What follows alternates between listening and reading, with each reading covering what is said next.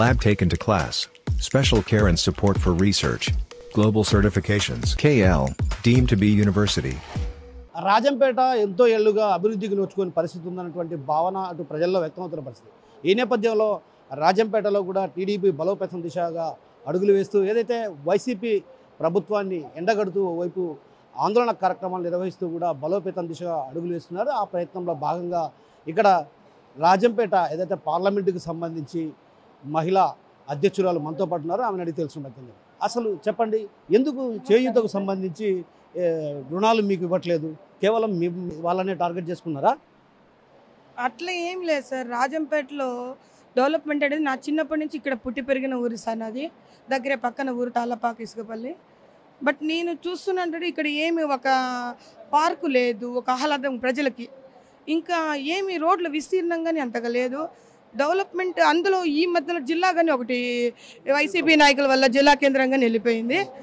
Development అయితే ఏమీ కనిపించట్లేదు సార్. నాకు నాయకుల లోపమా లేకపోతే ఇక్కడ ప్రజలు గట్టిగా అడగలేకున్నారా అనేసి ఒక సందిగ్ధంలో కానీ నేను కానీ అనుకుంటున్నాను. నేను అందులో భాగంగా ఒక మంచి నాయకుడు చంద్రబాబు నాయుడు గారు ఈరోజు మంచి నిర్ణయం తీసుకొని సుభాష్ సుబ్రహ్మణ్యం గారిని ఒక ఎమ్మెల్యే అభ్యర్థిగా ప్రకటించడం జరిగింది. చూద్దాం, ఈ నాయకత్వంలో మంచి జరుగుతుందని నేను 100% నమ్ముతున్నాను సార్. ఒక రకంగా ప్రతి ఏడాది ఏదైతే ఎన్నికలు జరుగుతున్న సందర్భంగా కూడా నేతలను అరువుకు తెచ్చుకునే పరిస్థితి ఉంది అన్నటువంటి భావన వ్యక్తం అవుతుంది. ఎలా చూడొచ్చు సార్? అరువు అని ఎందుకు అనుకోవాలా సార్? ఆయన అట్లా ఎప్పుడు ప్రాంతాభిభేదాలు, మత వివాదాలు అవన్నీ కాదు సార్. వ్యక్తులు, మంచి వ్యక్తిత్వం ఉండే వ్యక్తులు ఒక నాయకులుగా వస్తే ఆ సమాజము, ఆ మండలము, ఆ జిల్లా, రాష్ట్రము బాగుపడుతుందని చెప్పి నేను ప్రగాఢంగా నమ్ముతున్నాను సార్. అంటే గతంలో కూడా టీడీపీ తరఫున మేడం మల్లికార్జున రెడ్డి, ఇప్పుడు కూడా వైసీపీ తరఫున మేడం మల్లికార్జున రెడ్డి ఎమ్మెల్యేగా ఉన్నారు. 2 పర్యాయాల ఎమ్మెల్యేగా ఎన్నిక కావడం జరిగింది. అయితే 600 కోట్లతో అభివృద్ధి చేశారన్నటువంటి విషయాన్ని ఆయన చెప్తున్నారు. మీరు చూస్తే అభివృద్ధి జరగలేదంటున్నారు. ఏంటి సార్? 6 మండలాలు చూస్తున్నాం కదా సార్. ఇప్పుడు యాక్చువల్లీ నేను ఒక రాజకీయాల్లో నేను బాగా 3 years నుంచి అనుభవం ఉంది. నాకైతే ఏ కోసం నేను అన్ని మండలాలు, విలేజెస్ కానీ తిరుగుతుంటాను జిల్లా ఉపాధ్యక్షురాలుగా. కానీ నాకు ఎక్కడ ఏమీ కనిపించలేదు సార్. అందుకనే మేము కానీ ఆయన వేరే వ్యక్తి కాదు సార్. సుభాష్ సుబ్రహ్మణ్యం గారు కానీ మేడం మల్లికార్జున రెడ్డి ఉన్నప్పుడు కానీ ఏమి డెవలప్మెంట్ అయితే మేము చూడలేదు సార్. ఆ ఇసుక దోపిడీలు అవి ఇవి వాళ్ళు దోచుకోవడం తప్ప పేదలకు ఏమీ మంచి జరిగిందని నాకేం అనిపించలేదు. నేనైతే కాంట్రవర్సీలకి ఏమీ మాట్లాడట్లేదు. మాకు కావాల్సింది రాజంపేట నియోజకవర్గం అభివృద్ధి చేసే సరైన నాయకుడి కోసం మేము ఎదురు చూస్తున్నాం. ఖచ్చితంగా ఈసారి టీడీపీ పార్టీని గెలిపించుకుంటాం. ఖచ్చితంగా మా అభివృద్ధికి పవన్ కళ్యాణ్ గారిని, మోడీ, బీజేపీ, ఎన్డీఏ కూటమితో అభివృద్ధిని సాధించుకుంటామని ముక్తకంఠంగా నేను చెప్తున్నాను సార్. ఒక రకంగా అన్నమయ్య ప్రాజెక్టు బాధితులు నీట మునగడానికి ప్రధాన కారణం ఎవరు? ప్రధాన కారణం అనేది ప్రజలందరికీ తెలిసింది, మీకు తెలుసు సార్. ఎవరి వల్ల ఇంత అన్యాయం గురైందో రాజంపేట నియోజకవర్గం, రాజంపేట ముఖ్యంగా అది ఇసుక దందా కావచ్చు, ఇంకోటి కావచ్చు, పాలకుల లోపమే అని నేను ఖచ్చితంగా చెప్తాను సార్. అందువల్లే ప్రాజెక్టు కూలిపోయిందని నేను ఖచ్చితంగా చెప్పగలుగుతున్నాను సార్. అంటే మీరు ఇంతకుముందు ఒక మాట అన్నారు, చేయూత ఏదైతే క్షత్రియులకు వర్తింపజేయడం లేదని. ఏంటది సార్? ఇప్పుడు డ్వాక్రా సంఘాలు అనేది కులమత వివక్ష లేకుండా పెట్టిన సంఘాలు సార్. అవి మహిళల కోసం ప్రత్యేకించి. అది మన టీడీపీ గవర్నమెంట్లోనే డ్వాక్రా స్టార్ట్ చేయడం జరిగింది. అది ఇప్పుడు ఈ వైసీపీ గవర్నమెంట్లో నేను చూస్తాను సార్. నేను ఒక డ్వాక్రా మెంబర్నే, ఎప్పుడో 20 years నుంచి ఉన్నాను అదే గ్రూప్లో. పోగొట్టుకోకుండా మహిళా సంఘాలు కదా మంచిగా ఉంటుందని అందరూ లోన్స్ తీసుకుంటారు, కడతారు సార్. ఆసరా డబ్బులు అనేది జగన్మోహన్ రెడ్డి గారు చెప్పారు. ఇప్పుడు ఇది ఎలక్షన్ కోడ్కు ముందు మిగతా అన్ని కులాలకు, అన్ని వాళ్ళకి, అందరికీ పొదుపులో వేసి ఇప్పుడు వాళ్ళకి ఇవ్వడం జరిగింది. రీసెంట్గానే వాళ్ళ ఖాతాల్లో వేశారు. ఒక క్షత్రియ సామాజిక వర్గానికి మాత్రమే ఆసరా డబ్బులు ఇంకా పడలేదు సార్. అదే నేను అడిగాను సార్. మా డ్వాక్రా సంఘాలు ఏవో వాళ్ళు ఉంటారు కదా, వాళ్ళని అడిగితే ఏం సార్ అందరికీ పడుతుంది కదా, మాకు ఎందుకు పడలేదు? మా ఊర్లో అంతా క్షత్రియులు ఎక్కువ ఉన్నారు సార్. అడిగితే మా సంఘాలకు పడలేదంటే అమ్మ అది మాకు తెలియదు, వాళ్ళకి ముందే ఎలక్షన్ కోడ్కు ముందే పొదుపులో వేసి ఇప్పుడు వాళ్ళకి అకౌంట్లో వేశారు, మీకు మాత్రమే క్షత్రియ సంఘాలకు మాత్రమే రాలేదు అంటే మేము లోన్ తీసుకోవట్లేదా, మహిళలని కులాల పక్షంగా విడదీస్తున్నారా జగన్మోహన్ రెడ్డి గారు నేను అడుగుతున్నాను.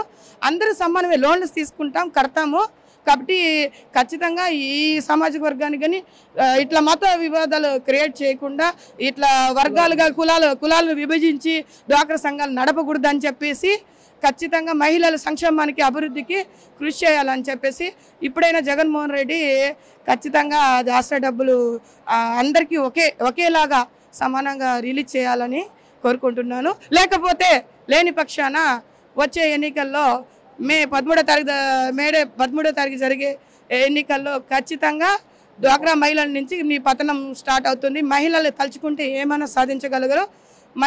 మహిళా శక్తి అనేది ఖచ్చితంగా మీకు వచ్చే ఎన్నికల్లో చూపెడతాము.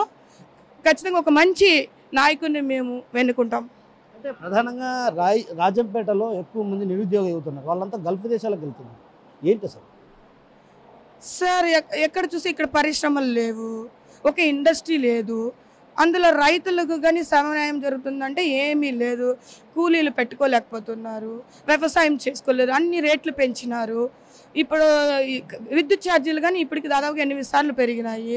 ఏ వస్తువులు నిత్యావసర వస్తువులు కొనాలన్నా ఏమి చేయాలన్నా ఇంత డబ్బులను ఎత్తుకోకపోతే ఏమీ రావట్లేదు సార్. అన్ని వేలల్లోనే అవుతుంది. కాస్ట్ ఆఫ్ లివింగ్ పెరిగింది.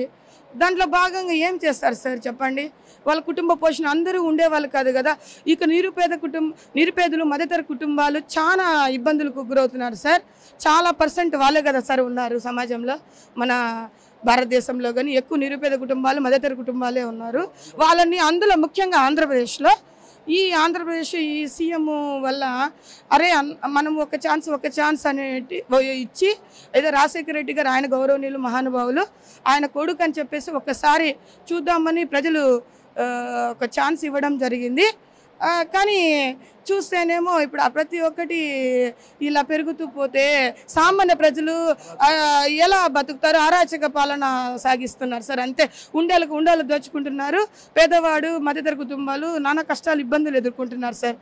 నా అనలైజ్ ప్రకారం ఒక ఎడ్యుకేటర్గా నేను చూస్తున్నాను కదా సార్, ప్రజల్లో తిరుగుతున్నాను ఈ మధ్యన. కాబట్టి నేను ఆ ప్రజలు నాకు చెప్పింది నేను మీడియా ముఖంగా వినవించుకుంటాను సార్. గల్ఫ్ దేశాలకు వెళ్ళడానికి ప్రధాన కారణం ఏదైతే ఇక్కడ ఉద్యోగ అవకాశాలు లేని కారణంగానే గల్ఫ్ దేశాల బాట పడుతున్నారన్నటువంటి విషయాన్ని చెప్తున్నారు. మరోవైపు ఏదైతే ఇక్కడ స్థానికంగా ఉన్నటువంటి క్షత్రియ కులాలను విభజించి పాలించిన రీతిలో జగన్మోహన్ రెడ్డి వ్యవహరిస్తున్నారన్నటువంటి విషయాన్ని కూడా చెప్తున్నారు. చెప్పండి.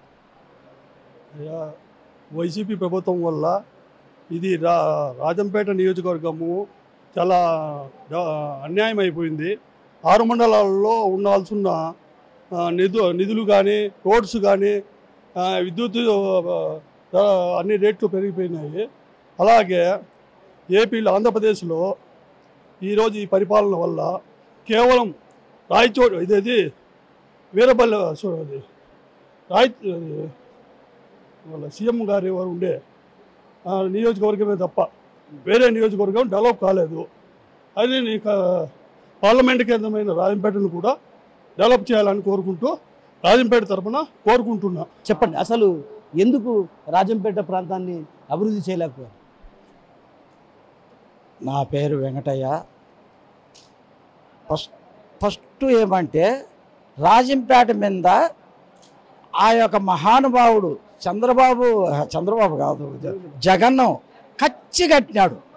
ఎందువల్ల అంటేనే అపురూపమైంది, ఆనందమైంది. మెడికల్ కాలేజ్ రాజంపేటకు వస్తే మదనపల్లిలో పెట్టాడు. ఒక తప్పు అంటే చేసినాడు, ఓకే. రెండోది వచ్చేసి ఈ యొక్క డ్యామ్ అనేది అది చంపబడింది, తెగిపోయింది కాదు, మామూలుగా తెగిపోయింది కాదు. అది ఆ డ్యాముల గురించి నేను చెప్తాను. డ్యాములో కాంట్రాక్ట్ వచ్చి మెడ్రాస్ వాళ్ళకి ఇచ్చినారు. మెడ్రాస్ వాళ్ళు బండ్లు అన్నీ ఉన్నాయి. ఇక్కడ బండ్లుంటే అది ఏం చేసినారు, చుండుపల్లి దగ్గర పించా ఉన్నది. పించా నీళ్ళు డ్యాములోకి రావాలంటే 8 గంటల టైం పడుతుంది, 8 గంటలు పడుతుంది. ఈ 8 గంటలు డ్యాము నీళ్ళు అల్లకొల్లారమైనాయి. అప్పుడు ఏం చేసినాడు, వాళ్ళు పద్ధతిగా సజ్జల రామకృష్ణారెడ్డి వచ్చేసేసి కలెక్టర్కి ఫోన్ చేసినాడు. కలెక్టర్ వచ్చేసి చీఫ్ ఇంజనీర్కి ఫోన్ చేశాడు. చీఫ్ ఇంజనీర్ నుండి ఆడుండే ఇది చేశాడు. అల్లకొల్లారం అవుతున్నది, తట్టుకోలేకున్నది. గంగమ్మ తల్లి మిట్టలెక్కింది, చెట్లన్నీ ఎక్కింది. ఎట్ట తిరిగిన డ్యాము తలుపులు ఎత్తల. ఏం పోతున్నది తలుపులు ఎత్తి 48 మంది జనాభా చచ్చిపోయినారు. రెండోది వచ్చేసి పశువులు కొన్ని వేల మంది ఆవులు, గోహత్య శిశుహత్య అని చెప్పేసి ఈ హత్య ఊడికైనా కూడా తగులుతుంది. గోగులంటే సన్న పని కాదు. రెండోది మేకలు, గొల్లు, ఇవి అవి నేను పెరిగి ఇంత దౌర్భాగ్యం చేసిన ప్రభుత్వము నేను ఇదే చూసింది. రెండోది ఏం చేశా అంటే కాంపౌండేషను ఈవిడికి కట్టిలా. మాది డ్యాము కిందనే చింతలకోన అనేది మా ఊరు నట్టమరిగం పట్ల. 1 హెక్టార్కి వచ్చేసేసి 6,000 ఏమో ఇచ్చినారంట. 6,000లో 30 సెంట్లు కూడా 20 సెంట్లకు ఉండేటోళ్ళకు కూడా ఒకవేళ అంతో ఇంతో వచ్చాదు కదా. ఇసుక మ్యాటర్ అంతా ఉన్నది. ఇసుక మ్యాటర్ ఎత్తాలంటే నేను వాళ్ళు ఎత్తరు. ఏమి చేసినా కూడా ఈ యొక్క దుర్మార్గం అనేది చాలా పాపం అవుతుంది. ఈ పాపాన్ని పంచుకోవాలంటే ఎవరినింటి కాదు, రాజంపేటలో నేను ఒక్కడే చెప్తున్నా, ఓటరు మహాశైలరా, రాజంపేటను మనము ఈ యొక్క దుర్మార్గ పాలన పోవాలంటే, బుద్ధి రావాలంటే ఒక్క ఓటు కూడా ఓట్లు అనేది అట్టర్ ఫైలు చేయాల. ఎవడేగి నెక్స్ట్కు తప్పు చేసిన వానికి నెక్స్ట్కు ఎమ్మెల్యేలు కానీ ఎంపీలు కానీ ఎవరున్నా కానీ బుద్ధి రావాలా. ఈ యొక్క చింతలకోన, బగడపల్లె, యాకరపల్లె, నూతిపల్లె, చింతలకోన, తొగిరిపేట, పులపుత్తూరు ఇవన్నీ కూడా ఒక్క ఓటు పడకన్నా దయించేసేసి మా ఓటర్స్ కూడా మీరు అడిగే హక్కు లేదు. ఓటర్స్ అన్నమయ్య ప్రాజెక్టును నిలువునా ముంచినటువంటి వైసీపీకి ఓటు అడిగే హక్కు లేదు. ఎందుకంటే అటు గోహత్య అనేది చాలా దారుణమైనటువంటి విషయం. ఇలాంటి పరిస్థితుల నేపథ్యంలో ఆ ప్రాంత వాసులు కావచ్చు, అదేవిధంగా అన్నమయ్య ప్రాజెక్టు వల్ల సర్వస్వాన్ని కోల్పోయినటువంటి బాధితులు ఎవరు కూడా వైసీపీకి ఓటు వేయబోరు అన్నటువంటి విషయాన్ని మనతో పాటు ఉన్నటువంటి స్థానిక ప్రజలు చెప్తున్నారు. కెమెరా పర్సన్ నాగేశ్వరరావుతో కిషోర్, RTV, కడప నుంచి. మరిన్ని వీడియోస్ కోసం ఛానల్ ని సబ్స్క్రైబ్ చేయండి. లేటెస్ట్ అప్డేట్స్ కోసం వాట్సాప్ ఛానల్ ని ఫాలో చేయండి. అండ్ లింక్ డిస్క్రిప్షన్ లో ఉంది.